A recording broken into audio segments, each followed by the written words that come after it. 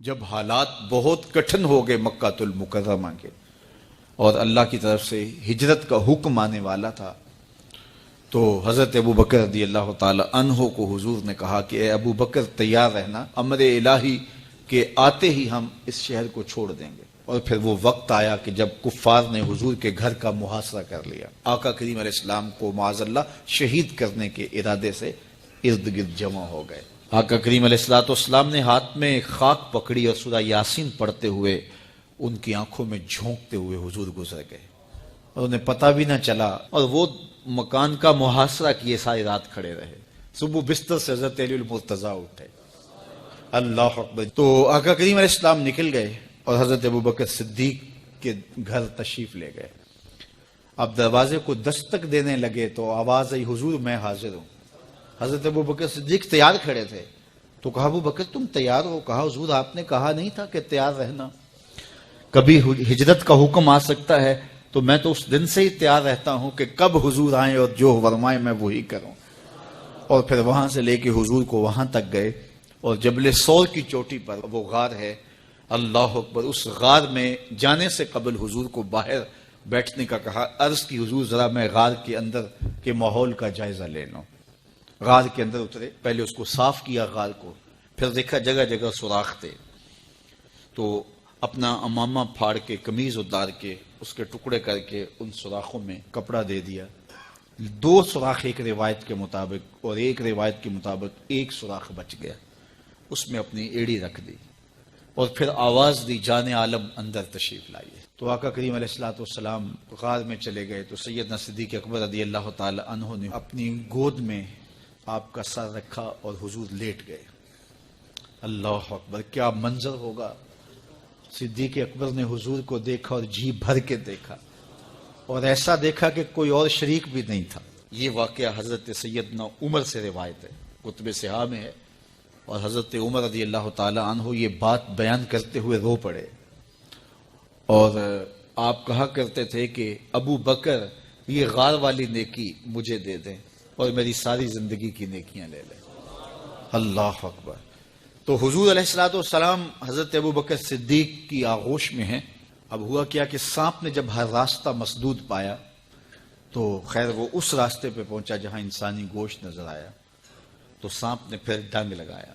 سانپ کا ڈنگ اچانک، تو انسان تو کپ کپا کے رہ جاتا، اچانک تو چیونٹی کاٹ جائے تو انسان کپ کپا کے رہ جاتا ہے، چھپکلی گر جائے اچانک تو بندہ اپنے وجود کو جو ہے وہ متوازن نہیں رکھ پاتا۔ تو نیچے سے سانپ اور وہ ڈنگ لگا رہا ہے، لیکن لفظ سنیے، یہ حضرت عمر کی روایت ہے کہ حضرت سیدنا صدیق اکبر نے اپنی ٹانگ کو جنبش نہیں آنے دی، مخافت ان یتنبہ رسول اللہ، اس ڈر سے کہ کہیں حضور بیدار نہ ہو جائے۔ ساری توجہ ادھر رہی، بے اختیار آنکھوں سے آنسو ڈھلک پڑے، درد کی شدت اتنی تھی، اور آنسو گرے تو حضور کے رخسار پہ۔ آقا کریم بیدار ہو گئے۔ بیدار ہوتے ہی میرے حضور نے کہا، مالک یا ابا بکر، ابو بکر کیا ہوا؟ تو یہ ہوتی ہے ہنگامی صورتحال۔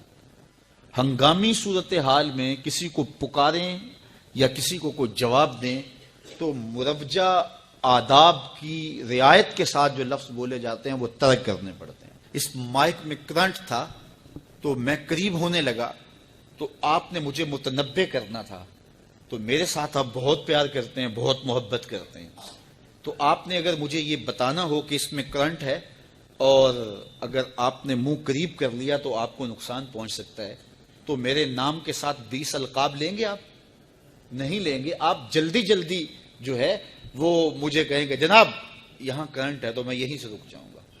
یہ تو ہے کہ آپ میرے لیے کر رہے ہیں، اور اپنے لیے کسی کو پکاریں تو پھر بھی یہی بات ہے۔ اللہ اکبر۔ اب حضور نے جب کہا نا مالک یا ابا بکر، ابو بکر کیا ہوا، تو اب ہنگامی صورتحال تھی نا، تو فوراً کہتے لدغت تو ڈسا گیا، مجھے سانپ نے ڈس لیا، فوراً یہ کہتے نا۔ لیکن حضرت ابو بکر تیری محبت پہ قربان، کائنات میں آپ نے ایسا عاشق نہیں دیکھا ہوگا، سانپ ڈنگ پہ ڈنگ لگا رہا ہے اور ٹانگ شل ہو گئی ہے، زہر سرایت کر گیا ہے۔ حضرت ابو بکر نے جواب دیا، لدغت فداک امی و ابی یا رسول اللہ، حضور میری ماں بھی آپ کے قدموں پہ قربان، میرا باپ بھی آپ کی راہوں پہ نچھاور، مجھے سانپ نے ڈس لیا ہے۔ تو اس مشکل وقت کے اندر بھی ادب کا کرینہ نہیں چھوڑا۔ جب معراج کا واقعہ ہوا تو یہ بہت عجیب و غریب واقعہ تھا. تو آقا کریم نے جب اعلان کیا کہ بتایا کہ اللہ نے یوں مجھے خلوتوں میں بلایا، تو قریش نے سمجھا کہ اس سے بڑھ کر اور موقع کیا ملے گا پراپیگنڈے کا. تو کہا ابو بکر کوئی نئی بات سنی ہے؟ کہا تم سنا دو. کہا اگر کوئی کہے کہ رات کی مختصر تنہائی میں مسجد حرام سے مسجد اقصیٰ تک پہنچا ہوں، پھر وہاں سے واپس بھی آ گیا ہوں، تو بات ماننے میں آتی ہے؟ آپ نے برجستہ کہا بالکل ماننے میں نہیں آتی. اتنے مختصر وقت میں مسجد اقصیٰ جائے اور پھر پلٹ کے بھی آ جائے، کم از کم 2 ماہ چاہیے. 1 مہینہ جاتے ہوئے لگتا ہے، 1 مہینہ آتے ہوئے لگتا ہے. کوئی چھو کے بھی آئے تو 2 ماہ چاہیے. تو سمجھا کہ لوہا خوب گرم ہو گیا، اب چوٹ ٹکانے پہ بیٹھے گے. کہا ماننے میں نہیں نہ آتی؟ کہا بالکل نہیں ماننے میں آتی. تو کہا پھر تیرا یار ہی تو کہتا ہے. تو حضرت ابو بکر صدیق نے فرمایا وہ واقعی کہتے ہیں؟ ہاں ہاں ہاں انہی کا کہنا ہے. تو حضرت ابو بکر بولے لئن قالہ فقد صدق فاصدقہ، اگر انہوں نے کہا ہے تو سچ کہا ہے، میں تصدیق کرتا ہوں. کہا ابھی تو تم کہہ رہے تھے کوئی کہے تو ماننے میں نہیں آتا. کہا کوئی کہے تو اب بھی نہیں مانوں گا، وہ اس سے بھی عجیب کہے تو مان لوں گا. اللہ اکبر. فَبِذَلِكَ سُمِّيَ صدیق. علماء نے لکھا یہ وہ وجہ تھی جس کی وجہ سے آپ کو صدیق پکارا جانے لگا. معراج کی تصدیق کی اور صدیق کہلائے. صدیق تصدیق سے بھی ہے، اور ساری زندگی آپ نے جھوٹ زبان پہ نہیں آنے دیا. آپ کی طبع میں جو صداقت رچی وسیع تھی. بلکہ ایک مشکل وقت آیا آپ پر، وہ جب حضور علیہ السلام کو اللہ کا حکم ہوا اور ہجرت کر کے حضور مکہ سے مدینہ کی طرف عازم سفر ہوئے، تو حضرت سیدنا صدیق اکبر رضی اللہ تعالیٰ عنہ ساتھ تھے. مکہ المکرمہ سے جو مدینہ المنورہ ہے وہ شمال کی جانب ہے، اور غار ثور مکہ المکرمہ سے جنوب کی سمت ہے. تو آقا کریم علیہ السلام نے سفر کرنا تھا مدینہ شریف کا، تو شمال کی سمت نہیں گئے بلکہ وہاں سے سفر جنوب کی جانب کیا، اور پھر وہاں سے حضور جو ہے وہ 3 دن گزارنے کے بعد مدینہ المنورہ کی جانب روانہ ہوئے. یہ سارے ادھر ڈھونڈتے تھکتے رہے اور حضور وہاں آرام کرتے رہے. اور 3 دن کے بعد جب ڈھونڈ کے ان کو کچھ نہ ملا تو آقا کریم وہاں سے نکلے اور سیدھا مدینہ المنورہ کی جانب عازم سفر ہوئے. انہوں نے 100 سرخ اونٹ حضور کی گرفتاری کے لیے انعام رکھا ہوا تھا. تو مختلف قبائل کے لوگ حضور کو ڈھونڈنے کے لیے نکلے تھے کہ بہت بڑا انعام ہے، 100 سرخ اونٹ ملیں گے. ایسے لوگ بھی تلاش کر رہے تھے جو حضور کو جانتے نہیں تھے.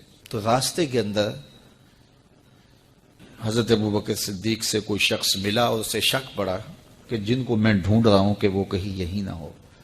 تو اس نے حضرت ابو بکر صدیق سے پوچھا آپ کا نام؟ تو انہوں نے کہا میرا نام عبداللہ ہے، ابو بکر ہوں. تو اس نے پھر حضور کا پوچھا. اب حضور کو وہ ڈھونڈ رہے ہیں. آج امتحان آیا نا، صدیق اکبر کی صداقت کا امتحان آ گیا اور عشق کا امتحان آ گیا. اگر کہیں یہ حضور ہیں تو عشق گوارا نہیں کرتا کہ یہ گرفتاری عمل میں آئے، اور اگر کہیں کہ یہ حضور نہیں ہیں تو ابو بکر صدیق کیسے رہیں گے. آج کل تو وہ سڑکیں بن گئی ہیں اور سائن لگے ہوئے ہیں، آپ اکیلے یہاں سے نکلیں تو جہاں جانا چاہیں خود جا سکتے ہیں. اس وقت تو پہاڑی راستے ہوتے تھے، یا تو لوگ قافلوں کے ساتھ چلتے تھے، اور اگر کسی کو ہنگامی طور پہ اکیلے جانا پڑتا تو وہ گائیڈ ساتھ لیتا جو راستے بتاتا. اس کو عربی میں ہادی کہتے ہیں. ہادی، رہنما، گائیڈ جو راستہ بتاتا. تو حضرت ابو بکر صدیق سے اس نے پوچھا یہ کون ہے آپ کے ساتھ؟ تو حضرت ابو بکر صدیق بولے ھذا ہادی یہدینی الی صراط المستقیم، یہ میرا ہادی ہے جو مجھے سیدھی راہ پہ چلا رہا ہے. تو وہ سمجھا یہ وہ والا ہادی ہے.